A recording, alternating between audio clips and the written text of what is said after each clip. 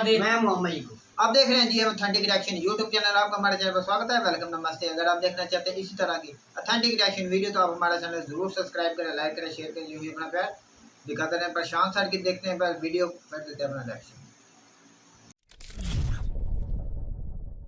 नमस्कार and welcome you world affairs. मैं प्रशांत Dhawan. Now India ने रिसेंटली जियोपॉलिटिकली एक बहुत ही ज्यादा इंपॉर्टेंट मूव चला है। हम लोग 2000 करोड़ रुपए के हथियार बेचेंगे अर्मेनिया को एक ऐसे टाइम में जब इनकी कॉन्फ्लिक्ट चल रही है अजरबैजान के अगेंस्ट। और यकीन मानिए इंडिया का जो ये निर्णय है to sell weapons worth 2000 crore rupees जिसमें पिनाका मिसाइल सिस्टम भी होगा, इससे ना सिर्फ अजरबैजान, टर्की और पाकिस्तान भी बहुत ज़रा गुस्सा होने वाले हैं, क्योंकि अजरबैजान, पाकिस्तान, टर्की तीनों इस्लामिक कंट्रीज एक दूसरे को सपोर्ट करती है। Armenia being a Christian country बहुत अकेला पड़ जाता है रीजन में। तो सिंस इंडिया वेपन्स बेचेगा अर्मेनिया को, आप देखोगे अब ये तीनों देश मिलकर कश्मीर का इशू इंटरनेशनल फोरम में और भी ज़्यादा उठाएंगे। और पिनाका रॉकेट सिस्टम जो इंडिया सेल कर रहा है ना अर्मेनिया को, तो इसका मतलब ये है कि बहुत ही जल्द ऐसा नज़ारा आपको दिखेगा अर्मेनिया इस तरीके से अटैक कर रहा होगा अजरबैजान की आक्रामक फोर्सेस को।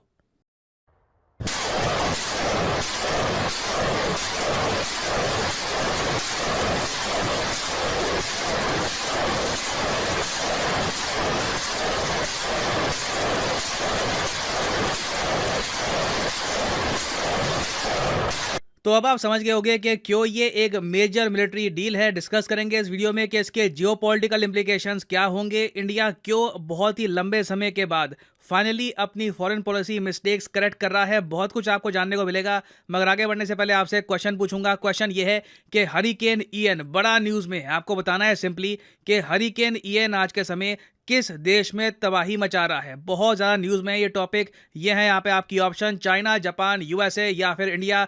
कमेंट सेक्शन में सब लोग करो आंसर। सही आंसर मैं आपको दूंगा वीडियो के अंत में। नाउ फर्स्ट ऑफ ऑल यहाँ पे आपको समझना होगा कि इंडिया किस तरीके से रशिया को भी रिप्लेस कर रहा है इस रीजन में। आपने कलेक्टिव सिक्योरिटी ट्रीटी ऑर्गेनाइजेशन का नाम शायद सुना होगा, CSTO। जिस तरीके से नेटो है ना, उसी तरीके से रशिया ने आज से कई सालों पहले बनाया CSTO। इसके अंदर रशिया ने यह कहा कि ये जो सब कंट्रीज है ना यहाँ पे, Armenia, Belarus, Kazakhstan, Kyrgyzstan, Russia, Tajikistan, एक दूसरे की रक्षा में आएंगे अगर कभी एक पे भी अटैक हुआ।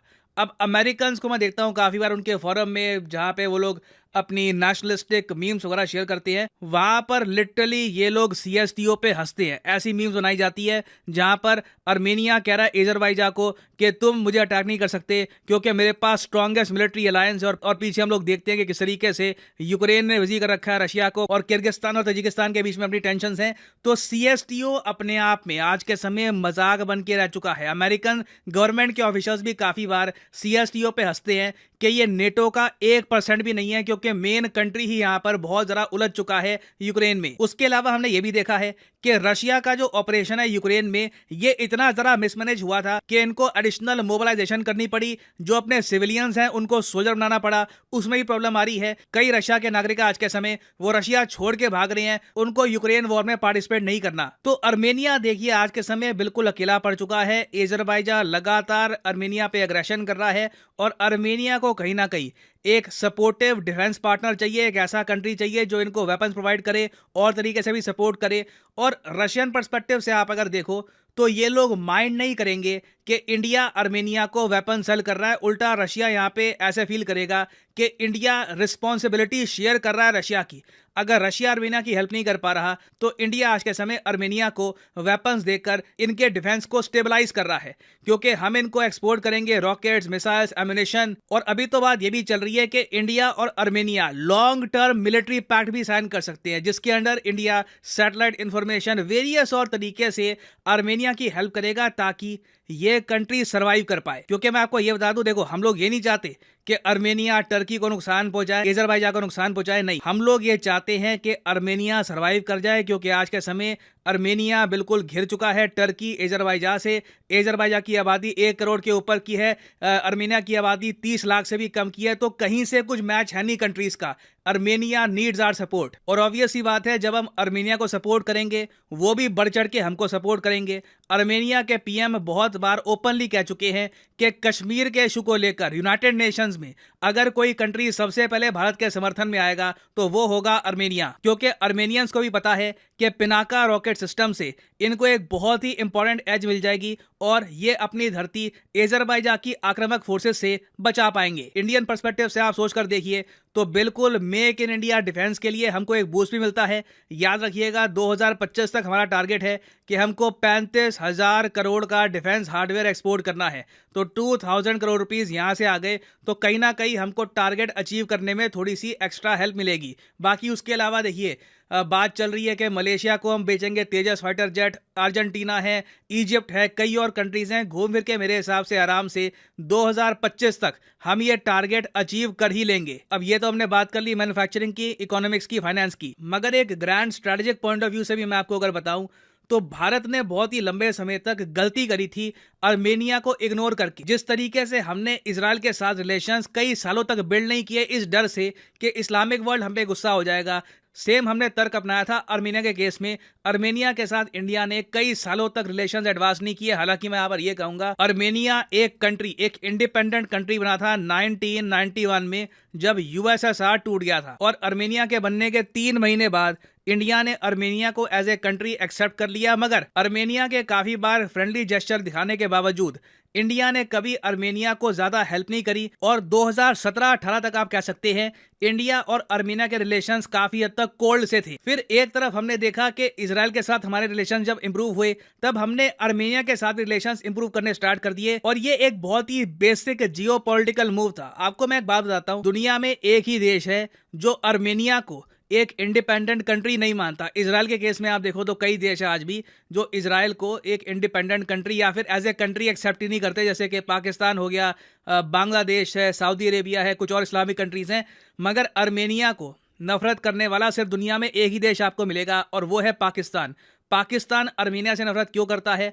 आर्मेनियंस को ये बात खुद समझ नहीं आती। मैंने काफी बार देखा आर्मेनियंस कौन है वहां पे वो काफी बार लिख रहे होते हैं कि हमने पाकिस्तानियों के साथ क्या कर दिया कि वो हमसे इतनी नफरत करते हैं। मगर रीजन देखो ये है कि पाकिस्तान दिखाना चाहता है पक्की लॉयल्टी टर्की को, अजरबैजान को।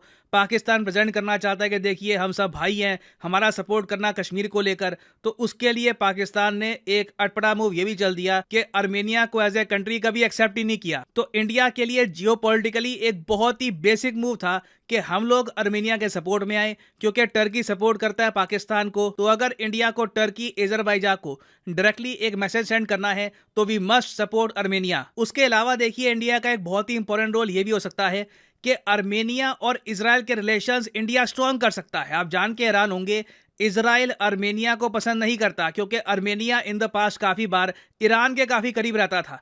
तो इंडिया का एक क्रिटिकल रोल यहां पर यह हो सकता है कि इंडिया आर्मेनिया को ईरान से दूर करे और एक बहुत ही इंपॉर्टेंट डिफेंस ट्रायलैटरल बिल्ड करे इजराइल, आर्मेनिया, इंडिया का। अगर इंडिया ने यह अचीव कर लिया तो ये एक बहुत ही बड़ा जियोपॉलिटिकल गेन होगा। तो उम्मीद है कि फ्यूचर में हम ये सब देखेंगे, but for the time being ये स्टेप जो है इंडिया का, ये भी बहुत हद तक मैटर करता है ना। वापस आते हैं अपने क्वेश्चन की तरफ कि हरिकेन ईयर न्यूज में आज के समय इसने रिसेंटली किस कंट्री को हिट किया है बुरी तरीके से? तो सही उत्तर यहाँ पे है option C, the country of United States of America. यहाँ पर आप देख पाओगे ये जो हरिकेन है ईएन के नाम से, ये यूएस हिस्ट्री में बताया जाता है one of the strongest hurricanes हैं।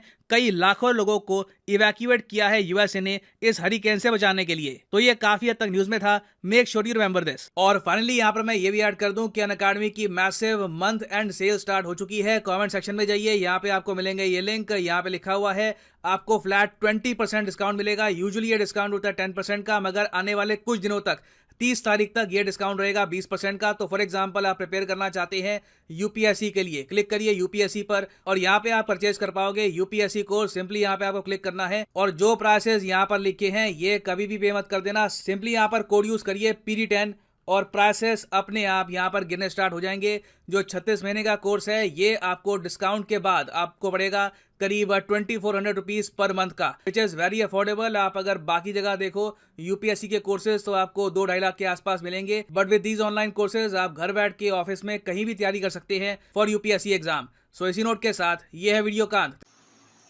तो जी वीडियो हो गई ख़त्म। यकूब भाई मैं तो सबसे पहले शुरुआत करना चाहूँगा, ये जो इंडिया जिस तरफ पर चल चुका है ना, मैं कहता हूँ जो अमेरिका की तरफ पर है कि इंडिया को चाहिए कि आर्मेनिया को हथियार देने के बजाय उसकी जो है अजरबैजान और आर्मेनिया की सुलह कराए और जो इलाके में है वो अमन पैदा हो। ये नहीं कि दूसरे एक दूसरे पहले इस खित्ते में एक जंग शुरू हुई है। इससे तो इंडिया की भी पोजीशन जाहिर हो जाएगी। तो वो आर्मीनिया जो है, अजरबैजान और तुर्की, पाकिस्तान तो वैसे भी इंडिया के खिलाफ है, तो ये फिर इनकी ये भी इंडिया के मतलब खिलाफ बोलना शुरू हो जाएंगे जब वो यूएन में या कहीं खड़े हो जाएंगे। मैं तो कहता हूँ इस वक्त इंडिया की पूरे वर्ल्ड में अच्छी पोजीशन है और ग्रोथ कर रहा है। उसकी ग्रोथ में ये एक नेगेटिव रोल होगा कि किसी की जंग में जाना, जैसे इमरान खान साहब कहते हैं किसी की जंग में नहीं जाना चाहिए, और उसका हमें नुकसान बहुत हुआ है जो हम अफगानिस्तान की जंग में गए। और उधर तो इंडिया तो कहते हैं कि हमने कभी पोल की नहीं, किसी को उकसाया ही नहीं। तो एक तो ये, दूसरी बात गुलजार ये भी है कि हथियार अपने आप जरूर उनको दें, बेचें आप, लेकिन उनको कहें कि हम हथियार आपको देते हैं मजबूत होने के लिए, जिस तरह इंडिया ने रशिया से खरीदे हैं मजबूत होने के लिए, अपने दुश्मन को दिखाने के लिए भी हम भी मजबूत हैं, स्ट्रॉन्ग है। लेकिन ये नहीं कि आप जिस तरह ये चला कर दिखाया रहे थे ना कि ये वो तो भाई तबाही मच जाएगी, जिस तरह ये वीडियो के अंदर दिखाया गया गुलजार भाई, वो मैं तो ये कहता हूँ इससे तो तबाही मच जाएगी। जिस तरह ये मजाक निकल के जा रहे थे ना, जहाँ ये गिर रहे थे भाई, नुकसान होगा, बेगुनाहों की जान जाएगी। आर्मीनिया एक छोटा सा मुल्क है, वो अपने दिफा के लिए भी खरीदा होगा, ये भी बात है। नहीं, इंडिया उनको बेचे जरूर, लेकिन अपने दिफा के लिए वो भी खरीदें। लेकिन साथ में मोदी साहब को ये चाहिए, उनको कहना कि आप भाई अमन का व्यवहार जो बनाए, अपनी धरती को आप लड़े ना, आप अमन और प्यार की मोहब्बत की बात करें। इस खित्ते में पहले रशिया और यूक्रेन की जंग लगी, ऊपर से चाइना और ताइवान की कशीदगी बनी है भाई पूरे ना इस खित्ते में, और ईरान और सऊदी अरब की बनती नहीं, इसी तरह भाई चाइना इंडिया की बनती नहीं, इस तरह पाकिस्तान, एक बड़े पाकिस्तान और इंडिया की भी लगती रहती, कहीं ना कहीं झड़प होती रहती। यही मकसद मेन मैं बताना चाहूँ ना कादर भाई, यही मकसद अमेरिका का है, यही मकसद यूरोप का है कि एशिया को अपनी ही पड़ी रहे, ये अपने ही मगन रहे अपने मुल्क के अंदर, एशिया के अंदर ही, पूरे एशिया के अंदर ये एक दूसरे से कंट्री लड़ती रहे, ना कि ये सुपर पावर की दौड़ में, ना जो मिशन है डॉक्टर अजय शंकर ने बोला है। और मेरे ख्याल से जो आर्मीनिया और पाकिस्तान की आपस में कशीदगियां, वो ये पहले तो कभी नहीं जाहिर हुई कि पाकिस्तान उसे एक्सेप्ट नहीं हुई, कभी भी जाहिर हमने आज पहली दफा इस वीडियो में सुना है। भाई ऐसे खुद के कोई भी नहीं बोलता, वो जो तुर्की और अजरबैजान की सिर्फ सपोर्ट ही करते हैं, और अजरबैजान आर्मीनिया का दुश्मन है, और तुर्की की भी उसके बात साथ नहीं बनती, इसलिए वो कहता है कि वो आर्मीनिया को सपोर्ट नहीं करता और अजरबैजान को सपोर्ट करता है और तुर्की को करता है। मैं कहता हूँ पाकिस्तानियों को ऐसी कोई भी बात नहीं है कि आर्मीनिया के साथ दुश्मनी हो, हमें तो चाहिए कि सुलह करानी चाहिए, नहीं कि तुर्की की साइड लेनी चाहिए ना अजरबैजान। वो भी एक गरीब मुल्क है, छोटा भाई, छोटा मुल्क है, छोटा मुल्क, उधर तो आवाम तो बसती है ना, किसी की साइड नहीं लेनी चाहिए, पाकिस्तान को भी नहीं लेनी चाहिए, ना अजरबैजान की ना तुर्की की। यार भाई अगर नहीं ले रहे क्योंकि ये दोनों भाई साइड लेते हैं, मैं कहता हूँ सीधा बात है, पाकिस्तान साइड लेता है तुर्की की और अजरबैजान की। उनके ताल्लुकात अच्छे हैं भाई, अब भी यूएन के अंदर जो उर्दगान है, सदर है तुर्की का, उसने कश्मीर के ऊपर बात नहीं की, खुल के दुनिया के सामने उसने बात की है। अभी इंडिया ने उनसे ड्रोन भी खरीदे, 500 ड्रोन भी। क्या बात की है तुर्की कश्मीर पर? कश्मीर पे वही बात की है, आजाद जम्मू कश्मीर को आजाद होना चाहिए, उनके हकूक मिलने चाहिए। ये तुर्की के सदर ने अब भी इंडिया के साथ रहकर उसको हकूक मिले तो वो उससे अच्छा नहीं, बेटर नहीं है यार। मैं सिर्फ तुर्की के सदर मेरी तो बात मैं एक बात उस मैं आपको जवाब देना चाहता हूँ कि अच्छा जम्मू कश्मीर आजाद हो जाता है, उसको चलाएगा कौन? उसको पैसा कहाँ से आएगा? उसको खाने को कौन देगा? मैं ये बात करता हूँ भाई, वो इंडिया के साथ रहता है, उसको सहूलत मिलती है तो कश्मीर को सहूलत मिलनी चाहिए। आजाद है, उन्होंने सब कुछ फैसिलिटीज मिल रही है। यार मेरी एक बात सुनो ना, वो हो जाता है, आजाद हो जाता है, वो इंडिया उसको कोई चीज नहीं, वो निकल जाता है कश्मीर से, वो खाएगा क्या? वो अपना एक अलग वजीर आजम कराया भाई, उसके अंदर दुनिया की हर नियमत पाई जाती है। कश्मीर जो हमारे कश्मीर का उसका वजीर आजम, जितनी दुनिया जम्मू कश्मीर में इन्वेस्ट करना चाह रही है, अगर मिसाल है वो मालादा हो जाते, क्या वो दुनिया नहीं करेगी उनके साथ? कौन? उसकी इस खित्ते का इन्वेस्टमेंट तो ये जो इंडिया उधर तरक्की कर रहा है वो हमें नजर भी आ रहा है, तो यार क्या है? तू समझने की बात कर, मैं अपनी बात नहीं कर रहा। वो कह रहे हैं यूएन, भाई मैं कह रहा हूँ यूएन के अंदर तुर्की ने पाकिस्तान का साथ दिया। क्या उसका वजह क्या है? वजह भी होनी चाहिए ना क्या उस पर जुल्म हो रहा है वो कश्मीर? यार तू पता है हमारे ऊपर क्यों तो चढ़ जाता है? अब भाई मैं तुमने बात की है तो मैं तुम्हारे जवाब दे रहा भाई हूँ। मैं तुझे इतना बता रहा हूँ कि तुर्की के सदर ने अब भी यूएन में खड़े होकर कहा कि हमें कश्मीर आजाद कराने की जरूरत है। मैं ये बात करता हूँ, ये बात आप किसी उसने तुर्की बात भाई से की पूछे। किस वजह से, वो ही बात कर रहा हूँ भाई वो तुर्की के सदर से पूछो, किसी सफीर से पूछो, किसी तुर्क से पूछो। मैं भाई ये कहता हूँ जम्मू कश्मीर जो है वो इंडिया, भाई ये हमारा इशू तुर्की का, हमारा ये इशू नहीं कश्मीर के साथ कि हम ये कश्मीर की बात करें। हम कश्मीर की बात भी करने बैठे, हम जो वीडियो इंडिया जो है वो जम्मू कश्मीर को फैसिलिटी देता है, उसको सुल्तान देता है, तो मैं तो कहता हूँ उसकी आवाम को सुल्तान मिलनी चाहिए। सब कुछ बात हमारी जो है अर्मेनिया और पाकिस्तान की कशीदगियों के आपस में है कि पहले कभी ये ना रात नजर आए ना तो सब कुछ है, क्योंकि शुरू से तुर्की भी पाकिस्तान को सपोर्ट करता है। भाई यार स्पोर्ट को आप छोड़े, मैं तो पहली बार इस खित्ते के अंदर का नाम भी भाई इस खित्ते के अंदर गुलजार बहुत नुकसान होगा बिल्कुल। अगर इंडिया ने इन दोनों कंट्री को मिल के बैठ के ना समझाने की कोशिश की तो भाई नुकसान बहुत होने वाला। जिस तरह कोशिश कर रहे हैं इंडिया उनको इतने ज्यादा दिफा का सामान बेचने की कोशिश कर रहे हैं 2000 करोड़ रुपए की, तो मेरा भाई बहुत ज्यादा amount है भाई। इससे खित्ते की तबाही मच जाएगी, एशिया के खित्ते की। और जिस तरह यूक्रेन और रशिया की चली है, इधर भी एक नुकसान होना शुरू हो जाएगा और एशिया का नुकसान होगा। यूरोप वाले और अमेरिका वाले तो इस पे खुश ही होंगे। हम तो नहीं चाहते हमारे एशिया के अंदर कुछ भी ऐसा हो। इस तरह का आगे भाई इंडिया की हुकूमत जाने और आर्मीनिया वाले जाने या अजरबैजान जाने, हम तो ये कहें कि अमन होना चाहिए भाई। आर्मेनिया यूरोप का मुबालिक है।